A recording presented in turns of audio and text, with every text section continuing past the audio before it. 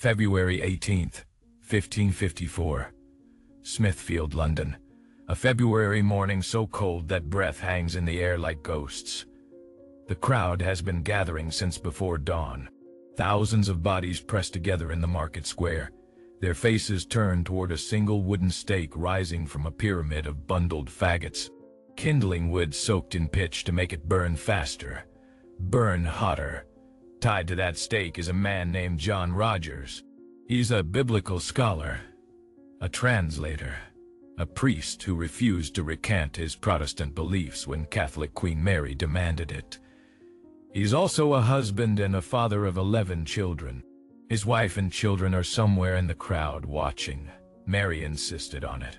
She wants them to see what happens to heretics, what happens to those who defy God's anointed queen. The executioner approaches with a torch. The crowd grows silent. John Rogers begins to pray, his voice carrying across the square. "Our Father, who art in heaven."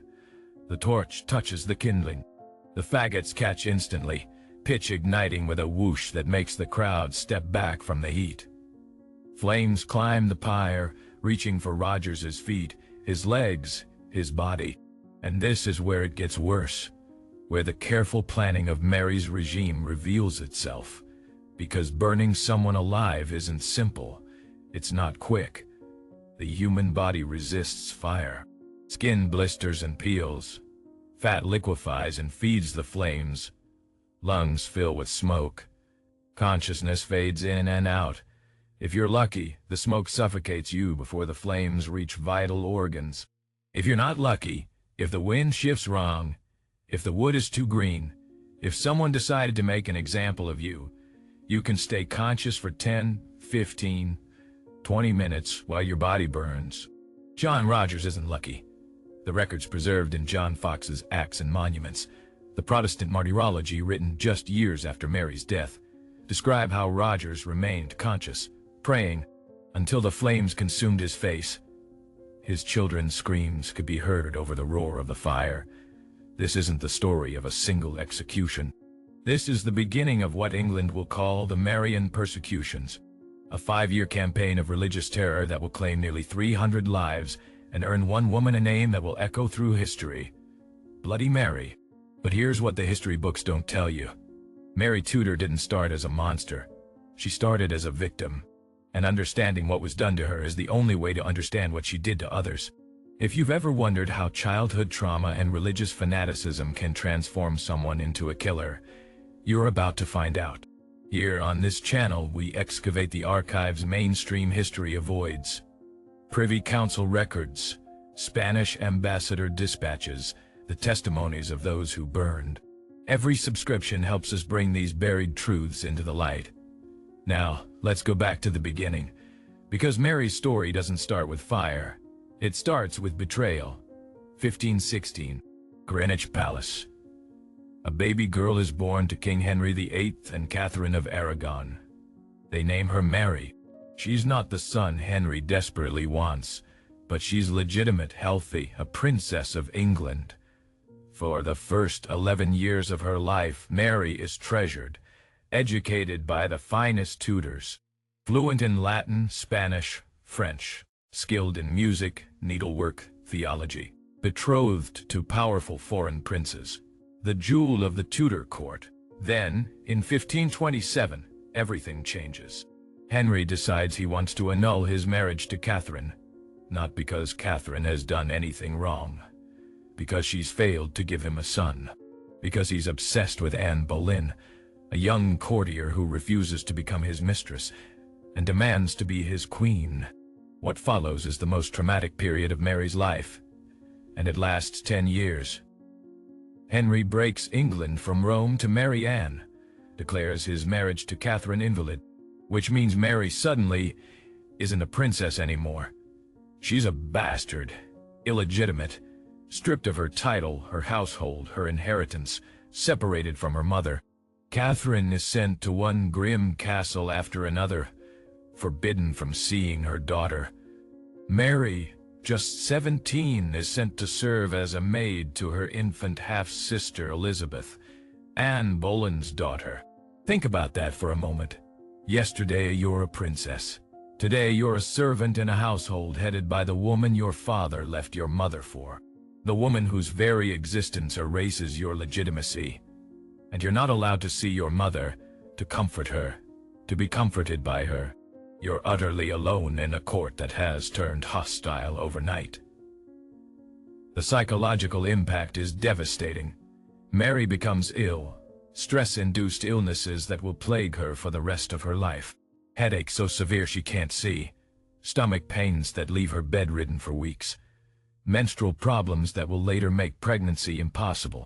Anne Boleyn, according to reports by the Imperial Ambassador Eustace Chapuis, whose dispatches are preserved in Spanish archives, treats Mary with casual cruelty, suggests that Mary should be her maid of honor, jokes that Mary could marry some low-born servant since she's no longer noble, tells Henry that Mary is plotting against them and should be executed for treason.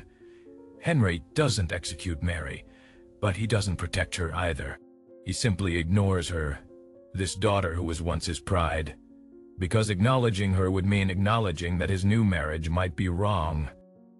So Mary suffers in silence, forbidden from hearing Mass in the old Catholic way, forced to accept her father's new Anglican church, watching as monasteries are dissolved, as ancient traditions are destroyed, as the faith she learned from her mother is systematically erased. Then, in 1536, Anne Boleyn is executed. Henry marries Jane Seymour, and suddenly, there's an opportunity. Mary could be rehabilitated, brought back to court, recognized as legitimate again. But there's a condition. She must sign a document acknowledging that her mother's marriage was invalid, that she herself is a bastard, that her father's actions were right and holy. Mary refuses. For weeks she holds out, even as Henry threatens, even as the Privy Council pressures her, even as her friends beg her to submit. But eventually, she breaks, not because she believes it, because she understands that refusing means death, and death means the end of any chance to restore Catholicism to England. She signs, and something inside her deals with that signature. She's betrayed her mother's memory, betrayed her own conscience, all to survive. That betrayal will haunt her for the rest of her life. Fast forward to 1553, Henry is dead. Edward VI, Mary's Protestant half-brother, has died young, and against all odds, Mary is queen. England's first queen regnant, ruling in her own right. She's 37 years old, unmarried, traumatized by decades of humiliation and rejection, and absolutely convinced that God has given her the throne for one purpose: to restore Catholic England. The first months are almost gentle. Mary grants general pardon, releases Catholic prisoners, begins negotiating the return to Rome. She seems merciful, cautious, aware that England is divided religiously. But beneath the surface, something is building. The rage of those 20 years. Mary's marriage. Philip II of Spain. Catholic, powerful, 11 years younger than Mary. He arrives in England in July 1554 for a wedding that nobody in England wants. The English hate the Spanish. Fear foreign control. Don't trust Philip, but Mary is desperate. She's 38. She needs an heir. She needs Catholic legitimacy. She needs, pathetically, to be loved by someone, anyone. Philip marries her because his father, Charles V, orders him to, because England is strategically valuable, not because he wants her. The Spanish ambassador's reports, preserved in Simancas archives, are brutal in their honesty. They describe Mary as old, small, with little beauty. They note that Philip can barely hide his distaste, that he performs his marital duties with obvious reluctance, that he spends as little time with her as possible. Mary, desperate and deluded, convinces herself she's pregnant. Within weeks of the wedding, she announces her condition. Physicians confirm it. Her belly swells. She feels movement. England prepares for a Catholic heir. But here's what medical historians now understand was happening. Phantom pregnancy, pseudocesis, a psychological condition where the body manifests all the symptoms of pregnancy: swelling, nausea, cessation of menstruation, even the sensation of fetal movement, without an actual fetus. It's triggered by desperate desire for pregnancy combined with psychological trauma. Mary has both in abundance. For months she waits. The due date comes and passes. July, August. The swelling remains, but no labor begins. Philip grows impatient. The court grows nervous. Rumors spread. Finally, in September, Mary's physicians quietly inform her there is no child. Has never been a child. Will never be a child. The humiliation is complete. Public. International. Mary, who has already endured so much, now must face the reality that her body has betrayed her as thoroughly as her father did, that she will never produce an heir, that Philip, who can barely tolerate her presence, will leave England the moment he's able. And something in Mary breaks for the second time. If she cannot give England a Catholic heir through birth, she will give it Catholic faith through fire. The burnings begin in earnest in February 1555. Not a few examples to make a point. Hundreds. John Hooper, Bishop of Gloucester, burned at his own cathedral. Takes 3/4 of an hour to die because the wind keeps blowing the flames away from his body. Nicholas Ridley and Hugh Latimer, Protestant bishops, burned together at Oxford. Latimer famously tells Ridley, "Be of good comfort, Master Ridley, and play the man. We shall this day light such a candle by God's grace in England, as I trust shall never be put out." Thomas Cranmer, Archbishop of Canterbury, the man who annulled Henry's marriage to Catherine, who legitimized Anne Boleyn, who created the English Protestant Church. Mary saves him for last, humiliates him, forces him to recant his Protestant beliefs publicly, then burns him anyway. At the stake, Cranmer thrusts his right hand into the flames first, the hand that signed the recantation, shouting, "This hand hath offended." The records are meticulous. John Fox documents every burning, every name, every detail. Not because he's ghoulish, because he understands that memory is resistance, that recording these deaths ensures they won't be forgotten. The pattern is consistent. The condemned are tied to stakes, given a chance to recant at the last moment. Most refuse. The fires are lit. The crowds watch. Some crowds are sympathetic to the victims. Some are hostile. Most are just numb, exhausted by the constant spectacle of death. And Mary watches it all, convinced she's doing God's work, convinced that every burning is a service to the faith, a cleansing of heresy, a restoration of the true church. Her privy council grows concerned, not on moral grounds, on practical ones. The burnings aren't working. England isn't becoming more Catholic. It's becoming more resentful. The martyrs aren't being forgotten. They're being remembered, valorized, turned into symbols of Protestant resistance. But Mary can't stop, because stopping would mean admitting that the burnings were wrong, that nearly 300 deaths were meaningless, that her reign, her purpose, her suffering have all been for nothing. So she continues. In 1557, Mary convinces herself she's pregnant again. Same symptoms, same swelling, same desperate hope. This time, even fewer people believe it. Philip, who's been mostly absent, doesn't bother returning to England. The court maintains a polite fiction. By spring 1558, it's clear there's no pregnancy, just illness. Cancer, most likely, ovarian or uterine. The same swelling she mistook for pregnancy is a tumor killing her from the inside. Mary knows she's dying, knows there's no heir, knows her Protestant half-sister Elizabeth will inherit the throne and undo everything Mary has accomplished. The burnings will stop. The Catholic restoration will end. England will become Protestant again. All of it, the suffering, the marriages, the fires, all of it will have been for nothing. On November 17, 1558, Mary Tudor dies at St. James's Palace. She's 42 years old. She's been queen for 5 years. In that time, she's burned 283 people alive, alienated her subjects, lost England's last continental territory, Calais, to France, failed to produce an heir, been abandoned by her husband, and convinced herself until the end that she was doing God's will. The burnings stop immediately. Elizabeth becomes queen. Within a year, England is Protestant again. The monasteries stay dissolved. The English Church remains separate from Rome. Everything Mary fought for is erased. But one thing remains: the memory of those fires. The 300 deaths. The name that will follow Mary Tudor through history. Bloody Mary. So why does this story matter? Because Mary Tudor's reign is a case study in how trauma creates monsters. Look at the pattern. A child raised to be queen, then stripped of everything. Forced to betray her mother's memory to survive.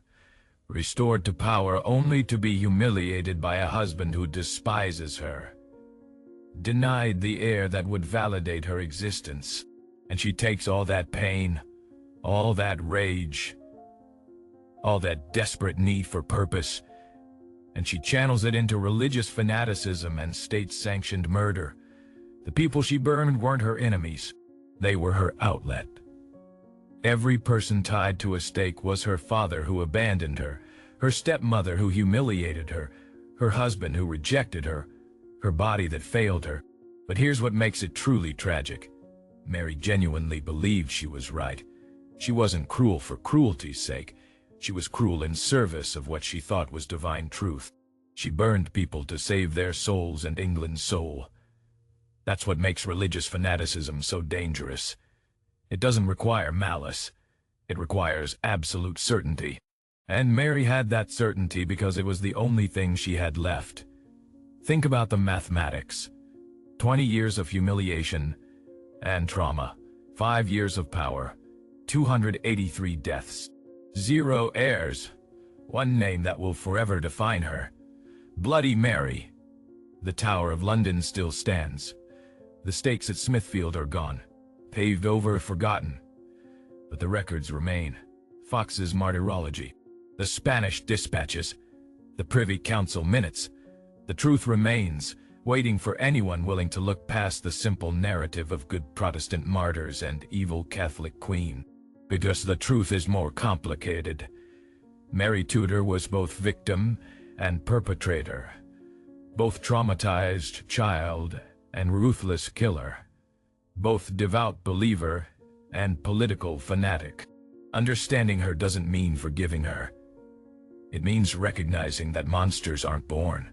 They're made through betrayal, humiliation, abandonment, and the crushing weight of trying to find meaning in suffering. You've just witnessed how childhood trauma and religious fanaticism combined to create England's bloodiest queen. If this story made you think differently about Mary Tudor, about the cost of absolute faith, about how suffering can transform victims into perpetrators, then leave a comment. Tell us what you thought when you realized Mary's cruelty came from her pain. When you understood that her certainty about the burnings was born from her uncertainty about everything else. And if you want more stories where we dig beneath the simple narratives and show you the humans underneath the history, subscribe. Because some truths are too complex for textbooks. But they're the truths that matter most. Mary Tudor wanted to save England's soul. Instead, she burned 300 people and earned a name that would define her forever. 5 years of fires. 0 heirs.